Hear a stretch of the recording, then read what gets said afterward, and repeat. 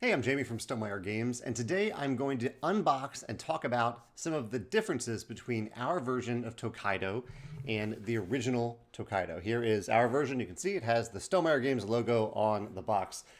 I will say up front, just to be perfectly clear, that we acquired the rights to the entire Tokaido brand largely because we already love the game as is. We love the art, we love the gameplay, we love the mechanisms.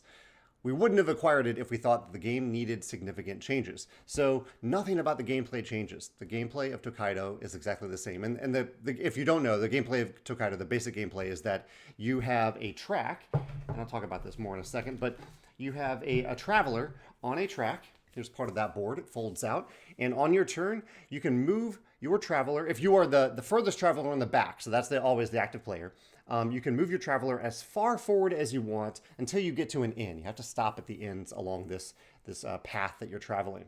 And along the way, you gain benefits. So I could move, if there are a few travelers here, I could move ahead of all of them. You can't be on the same spot as another traveler.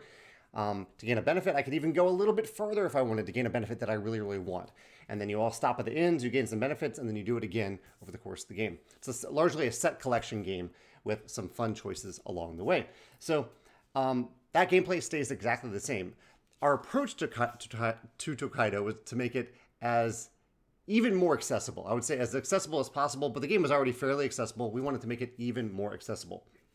And so today I'm going to highlight some of those changes. Since I have the board out, why don't I start with the board? Here's what the board looks like. It's a long board.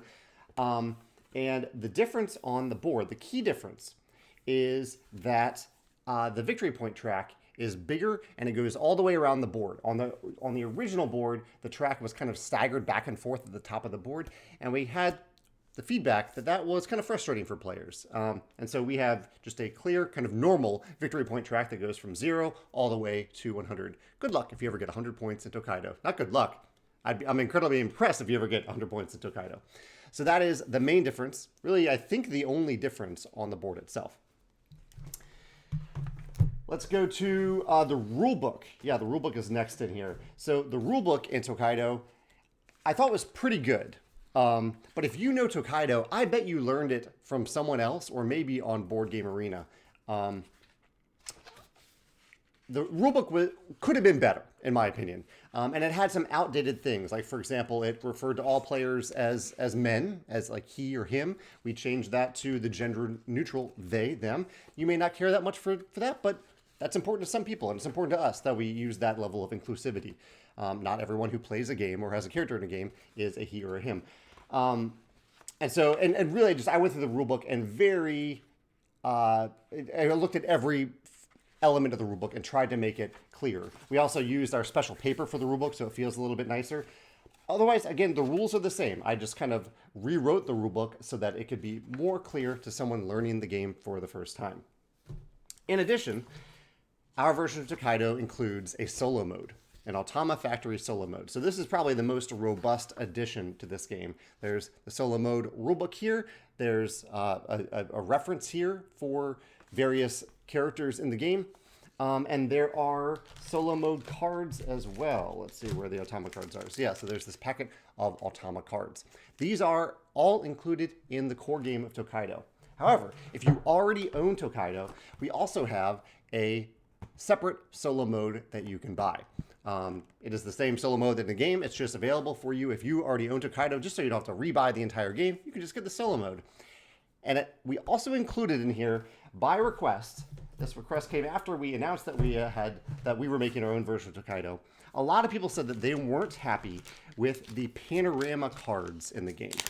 And in reality, card is a little bit of a misnomer. The panorama cards in Tokaido are actually tiles. They act as tiles. You're never shuffling these. They are just tiles that you are aligning to form a panorama. But we heard from enough people that they weren't happy. They felt like the quality of the original tiles wasn't all that nice. And so we made them nicer. They still have the sharp corners because they're meant to form a seamless panorama, but they are just really nice cardstock now. And they're linen embossed too, so they just feel a lot nicer. So we made the panorama cards better, and I'm mentioning this because enough people asked if they could get our version of the panorama cards that we decided to include them in the separate solo mode pack as well. So even if you don't want the solo mode, but you want the panorama cards, you could buy the solo pack. It comes in the solo pack. If you want the solo pack, you get them with it as well. So panorama cards are a little bit different. There are a couple other new things. One of the things, actually one of the big ones, is the characters. Characters are all here. I thought the graphic design was actually really good on the characters.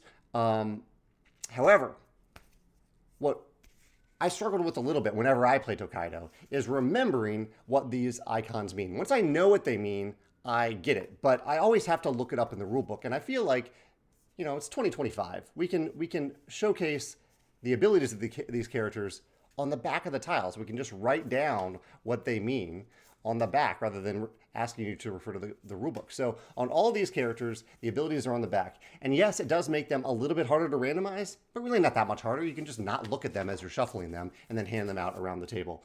So yeah, all of the character tiles now have the description of the icons, what these icons mean, on the back of the tile.